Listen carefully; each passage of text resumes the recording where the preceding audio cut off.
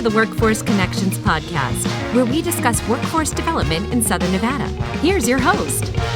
Hi, and welcome to another episode of the WC podcast. Today, we have a very special guest, my friend and fellow trustee of the Board of Directors of the Vegas Chamber, Janet Uthman from Cox Communications. Welcome, Janet. Thank you very much. Happy to be here, Jaime. We're excited to have you here. As we were talking off camera, I got to know you a little bit more last year as you were new, drinking out of a fire hose. Yep. We got to spend some time in D.C. for the Vegas Chamber of D.C. fly-in. But for our listeners and our viewers, tell us, where were you born? Where did you grow up? Went to school, college, and perhaps take us to your first job at a college. Oh, gosh, you want to know it all. Well, born in upstate New York, in a small town, Henrietta, right outside of Rochester, New York. My dad was a longtime Xerox guy, a mechanical engineer for them. My mother also worked at Xerox. Wow. So we were there for several years, and my dad, his dream was to move the family to California. So he was California dreaming, so to speak. So he picked up, moved us all to San Jose, and let me tell you, I absolutely loved it. Loved it. Loved the diversity. I went to high school. It was like the United Nations with almost every ethnicity that you could think of. But we all got along. You know, we were so different, but all got along because we were on that similar journey. So that was an amazing experience that kind of formulated kind of my outlook and what my passions are in life. So, you know, equality, diversity, those were themes that kind of always stuck with me. Then from there, I went to UC Berkeley. Oh. And as you know, one of the most diverse universities in the country. Studied finance and accounting while I was there because I wanted to make sure that once I graduated, I was able to get a job. So pursued an accounting career after university with, now it's known as PricewaterhouseCoopers. Back then it was known as Coopers & Lybrand. And I will tell you, it was a great foundation, but so boring. And no offense to any of the accountants out there, no offense, but I knew that it was not the career path for me. So ended up going back to school to UCLA, the Anderson School, and wanted some type of career in entertainment. I didn't know what that was. So I did a number of internships at Warner Brother Records, Capitol Records, but upon graduation ended up at Disney Channel. So that is how I got into the cable television industry. I worked in sales strategy, then affiliate sales and marketing in New York. And those were the heydays, the old days of cable, where they'd give you a list of like 100 operators and you'd have to go and visit each one. Wow. I had Delaware, Maryland, D.C., Pennsylvania, and knock on their doors and try to convert Disney from a premium channel to a basic service. So that's where I kind of cut my teeth on sales and fell in love with that. Then I moved on to Black Entertainment Television, worked with Bob Johnson, who was the founder for a while, and I'm proud to say out of that tenure there, the BET Awards, which is coming up at the end of this month, was the brainchild while I was in the corporate marketing group at Black Entertainment Television. But that was quite an experience. But I will tell you, never, never, never burn your bridges, because then my boss from Disney recruited me to Comcast. So that's where I got my start on the operations side, right there in Baltimore City, running sales and marketing, both residential and business for Comcast. And then probably did all sorts of roles. And I encourage young folks when they're coming up, you know, learn all facets of the operation. So moved up through the years, left them for a short stint to start my own business. I became a cable contractor for Comcast. So literally doing disconnects and hiring technicians to go out and do the installs.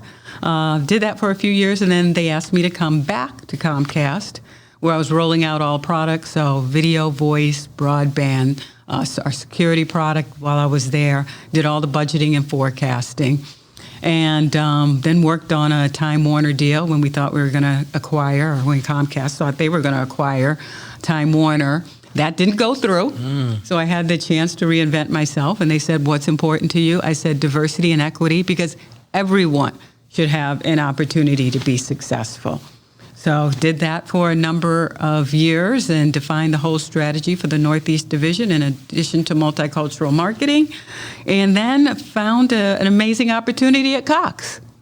So, and let me tell you, it is like one of the best companies, the best folks I've worked with, the best markets as well. You all have been so welcoming.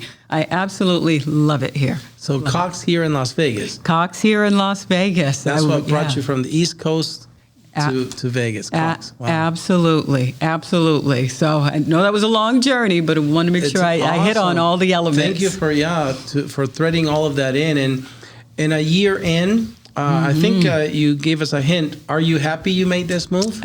Ecstatic. When you talk about right place, right time, right role, right company, everything, the stars literally just aligned. And then, whatever you believe, but I believe in the higher power, and that's the reason why I'm here. That's great. Yeah. I know, again, the other day I was at the city of Las Vegas, historic West Side School site, and they have a tech lab. And then, of course, they have a Cox Communications sponsored by, a plaque there. And I thought about you because you had told me about that project and before it happened. And then, time flies. But then I walked there. This is what Janet told me about, this tech lab. And there was Cox Communications right there. So I thought about you. Yeah. And, I think that's one of the reasons why I love this company so much. I mean, my dream for my next role was helping to eliminate the digital divide. And Cox is truly committed to that. So a few years ago, even before the pandemic, they partnered with the city, gave them a $25,000 grant to stand up that lab. And today they're educating kids on technology, whether it's esports or whether it's how to do your own podcast, or just trying to teach them how to use tablets and navigate the software packages. So it's just been an amazing partnership with them, and that you should see the seniors. Midweek, they offer courses for the seniors on, how to use their devices and navigate the computers as well. That's awesome. Yeah. I'm glad you're happy you're here. We're fortunate to have you. So while you were in California going to school, whether it be Berkeley or UCLA, I thought about, that how some of UNLV's basketball games were legendary during those years, but I don't know if those were the years you were there. Number one, did you watch any games back then? And if you did you ever think you would end up here in Las Vegas? That's so funny. I did hear about the power of UNLV, the Running Rebels.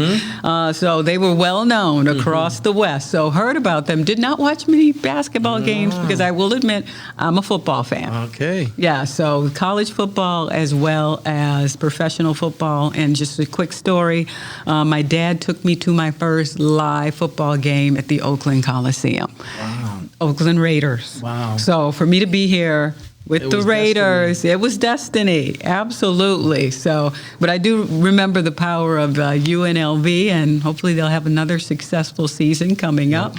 But yes. That's really good. Have you gotten to meet the president of the Raiders, Sandra Douglas Morgan, yet? I have. Yes, indeed. I have. Powerful lady. Yeah. And again, born and raised, and our connection with her is 8-10 years ago, I think it was. This organization is represented or serves 4 counties and 4 cities: Clark, Lincoln, Esmeralda, Nye, and of course the cities of Las Vegas, North Las Vegas, Henderson, and Boulder City. And so we have a group of local elected officials that governs the agency. They're my bosses, 8 of them, and they have a legal team that serves them or represents them. And the head of that legal team, again, back then, long time ago, was Sandra. So, that was our, and so proud of her career after that, because she went, to work for governor. I think, which governor was it that appointed her to the Gaming Commission, and now, of course, in this role, historic. So. Let me tell you, across the country, I received texts from friends back east that were like, "Did you see that? They nominated or positioned a black lady to run the Oakland Raiders." And so we were all very proud of her. So one of the things that we wanted to make sure we talked to you've already mentioned it. Broadband is an issue that, you hear a lot. Right. Like you said, there is a equity gap because you can't, in today's world, it's no longer a luxury. It's a basic necessity for education, for work, for paying the bills, for buying goods, for telehealth, now those things. And so we know that too many people are at disadvantage because they don't have it. And some of the things that you're involved with is this affordable connectivity program that's federally funded. $14 billion to address this digital divide. Tell us a little bit about Cox's role in this big initiative. Yeah. Well, I'll tell you, long before the pandemic, when all of these broadband dollars started coming down, Cox was long, a part of the solution by offering $9.95 for families that had kids that were K through 12, because they knew that there were families out there that just couldn't afford broadband. So for well over a decade, they've offered that product, but we've enhanced it over the last couple of years with our Connect Assist program, and that's for anyone that is either 200% below the poverty line, federal definition of poverty line, as well as folks that are on like SNAP and Medicaid. So you do not have to have a kid in the home to get low-cost broadband. That Connect Assist program is $30, and then there's a product, what we call straight up internet. So for folks that don't want to commit to a subscription, you can pay month by month. And that's $50 for that month by month. And that's 100 meg by 50, 100 meg down by 5 up. So we've been long committed to this cause and trying to do our part to close that digital divide. And I was honored a few months ago. FCC Commissioner Jeffrey Starks was in town, and we partnered with him and Commissioner McCurdy, Brian Mitchell from OSIT, the Governor's Office of Science, Innovation, Technology, as well as Congressman Horsford, and Louis Jordan, the Executive Director of Southern Nevada Regional Housing Authority. So he was here to create awareness for, as you mentioned, the Affordable Connectivity Program, which is that $14 billion fund that the government has set up, which folks don't know. You combine that $30 credit that they offer folks that meet, one of those eligibility requirements, along with our digital product offerings, they can get internet for free. So Connect Assist, I mentioned, just $30. You can offset that by the $30 grant from the federal government, and $9.95 you can offset that with the $30 grant. And if you're on a tribal land, it's $75 grant that the ACP, Affordable Connectivity Program, offers. So we are proud to partner with the federal government to make sure that we do our part to help close that digital divide. Yeah, thanks for sharing that with us. It's great to hear that Cox is, like you said, ahead of the curve, on That's that right. already. Cox also partnered, I mentioned it earlier, with the city of Las Vegas to open that innovation lab at the historic West Side School. Yes. Why is it so important for Cox, as you said, not because that was to use your resources to do that kind of stuff, not just the federal government's resources, but your resources. Why is that important? Well, another reason why I love this company, they are some of the most giving folks as an organization, as leaders, as employees that I've ever worked with. I've done more volunteer events in this last year, and I hate to say that I've done in a lifetime, but that is just a part of, their mission. It's just ingrained in the folks that work, that we have to do our part to make sure that we're giving back to the communities in which we live and serve every day, and that we're making it better for, all community members and strengthening businesses. So Cox is a privately held company, and all the way from the founder, James M. Cox, his motivation was first and foremost digital equity, and that we're doing our part to strengthen communities. So we have a number of, I think it's 14 innovation labs around the city, so Boys and Girls Clubs, but not only Boys and Girls Clubs, at the Salvation Army, at the Shade Tree, so other organizations which you wouldn't think we'd be a part of, but we want to make sure that we're doing our part, just to make sure that we provide the best access and opportunity for those that live in our communities. And I will also add that our employees, we have 1,500 across the valley, give personally out of their pockets for Cox grants, which are used to give grants to local nonprofits across the valley. So they not only volunteer thousands of hours every year, but they also give out of their pocket, and then they do fundraisers. We do our Cox Golf Charity event to raise money for local nonprofits. I was just going to ask you about that. It says the data we got was last year in 2022, 29 local nonprofits received more than $193,000 from Cox Charities. Those are the grants you were mentioning. But then this philanthropic arm of Cox has awarded over $2.8 million in the last 15 years. I mean, that's amazing. Is this, I think I know the answer, Janet, but is this common? Have you seen this happen everywhere else you've been? No.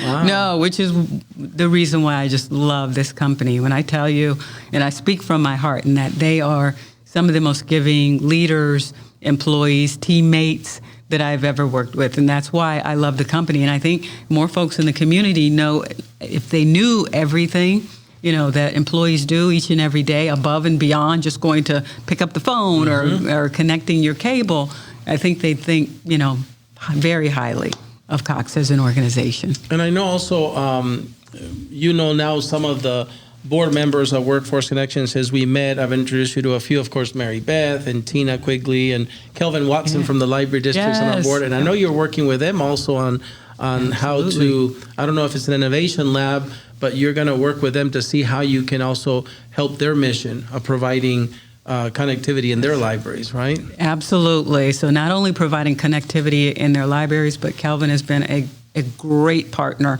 We partnered recently at his West Side Library on an event to create awareness, again, for the digital divide, but also to invite influencers out. So we had Mayor Goings Brown was out there, State Senator was out there as well.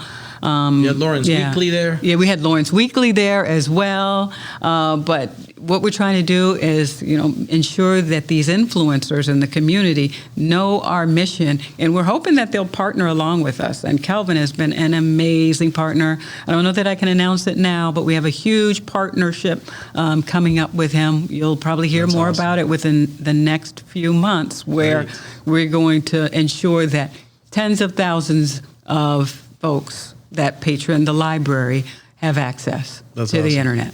Lots of good work. Yeah.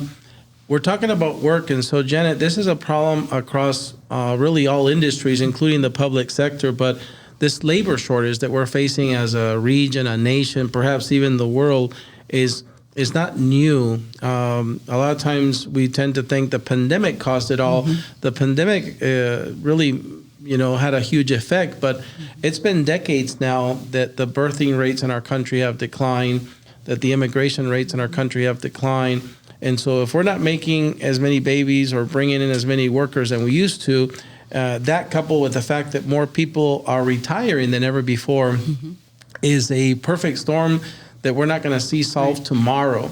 We know that there's things like artificial intelligence and automation that will hopefully ease the pain, but still not enough. And so how is Cox Communications as a company dealing with that, finding enough workers, not just them, but as your contractors, as you say, to make sure that the business of Cox Communications keeps going? You hit it. You hit the nail on the head, Jaime, with that our workforce availability has not yet reached pre-pandemic levels. So it is a challenge for us. I mentioned we have 1,500 folks that we employ just throughout the valley here in Nevada. And it is a great challenge. I will state, on the positive end, we have great tenure. I've never met so many folks that have been with an organization for 15, 20, 30 years with one organization. So I think that speaks volume.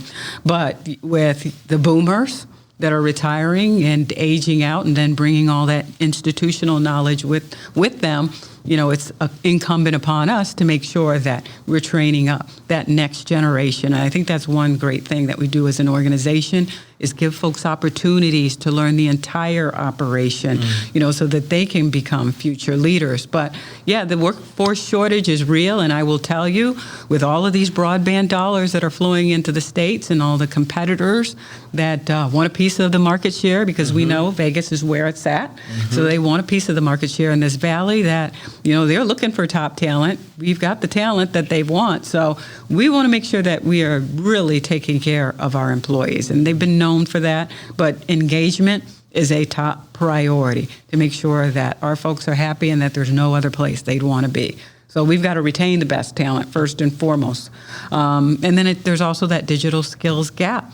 So you mentioned it all, this new technology out there, and we just have to make sure that our folks are ready for that. So happy about, what Tina Quigley's doing in LVGVA and what the Chamber's doing to create awareness for all these opportunities and helping to bring these companies in with these advanced skill sets so that we can partake in that as well and partner with them. But I will say, at Cox, it's not just about installing broadband or answering the phones. We have a whole Cox business division where we have divisions that are selling managed cloud and public cloud as well. So there's a whole new skill set that we have to bring in terms of sales to our organization. Jenna, I think it's interesting how you explained that at one point you even were in the role of contractor for a cable company. Yeah. And so if there's 1,500 direct employees of Cox, how many more jobs do you think are in these contractors? Do you know that number? Because to me, that's very interesting. I would say at least a few hundred, or that's just within the valley. Yeah. Across the company, thousands. Wow. Thousands across the company, and not only the company, but also international. Yeah, you think about that again, and again, you were a great example. You were a small business owner as part of that equation. And so there's many small business owners that are still pushing in that direction. They're a part of that industry sector, that mission. And sometimes it's invisible to us. We don't know that, but that's right. And fortunately, our contractors, the ones that are going out and do the installs on behalf of our organization, provide just as great customer service as our in-house techs. So we have amazing partners here in Las Vegas Valley. Would you be able to differentiate then, Janet? If they come to my house, do they all wear a Cox thing, or would you see another brand? You'll see on their truck, it'll say contractor for Cox, and they won't be in one of the, you've seen the official Cox logo trucks driving around. They wouldn't be in an official, so they'll have one of the contractor trucks, and then they'll just have like a little plate that says licensed contractor for Cox. Very interesting. We're learning stuff. See that? That's good you didn't know. Yeah. You're teaching me stuff about your business. So, Janet, this is the time of the podcast that we open it up for you to share perhaps any news that you might have with Cox Communications. You said, I know you can't. There will probably be an announcement in the next few months of the project with Calvin, but is there anything else that you want us to put here, maybe information on the website of a program? You mentioned several programs today.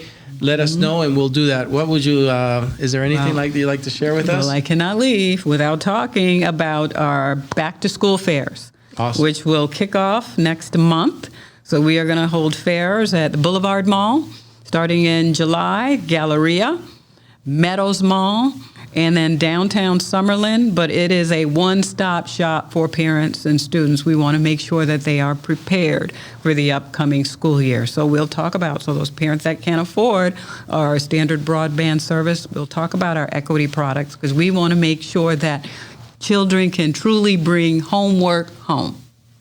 So I would love for you to put the dates, locations, and the times on your website. Yep. So you're going to share that with us, and we're going to make sure we put it on our website. Awesome. We put it here on the, not only, obviously, our listeners have heard that, but for our viewers, for our YouTube channel, we're going to put it here on the screen, the information on how to find out about those you call them Back-to-school fairs. Back-to-school fairs. Yes, and hundreds upon hundreds of folks show up at each location. Okay, we're going to help push that out then. I appreciate you.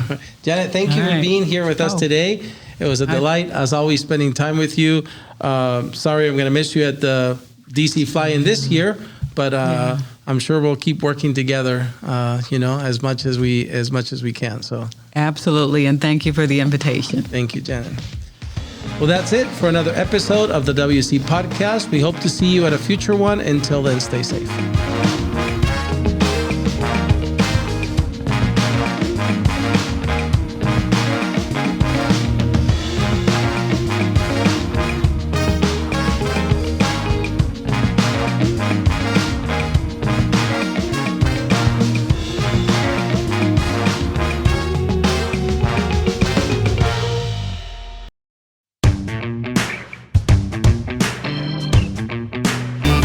Well, Janet, thank you for staying over and doing our bonus segment called Against the Wall. Our first segment is called Your Favorites. Are you ready? I'm ready. Tell me your favorite food. Ooh, sushi. The favorite meal that you like to cook. Lasagna. Your favorite musical group or artist? I'm going to have to say right now, Usher. All right. Favorite movie? Oh, The Notebook. Favorite book? Just finished reading Smart Brevity, which teaches you succinct communication. Ooh, sounds really good. Your favorite holiday? Christmas. Your favorite sports team? The Raiders. All right.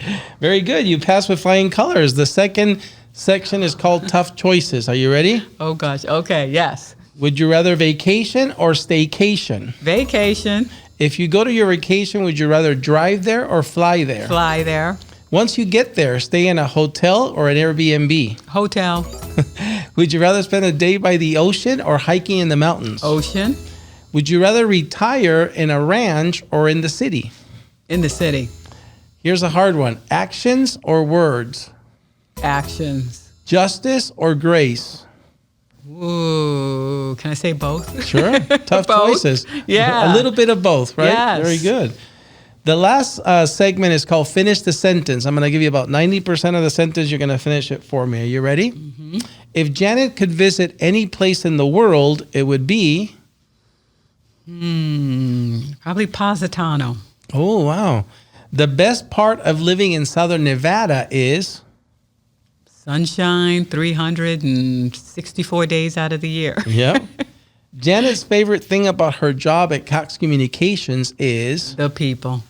If Janet could travel back in time to another period, she would travel to? Probably the 1930s. Oh, that's the gangster time right there. Yeah. So I could spend time with my grandma when she was younger. Get to see. Yeah, that would be really cool. 3 words that describe Janet are? Fun. Oh, gosh. Loving. And caring. I couldn't agree more. Very good. And doing the WC podcast here today with us was? Amazing.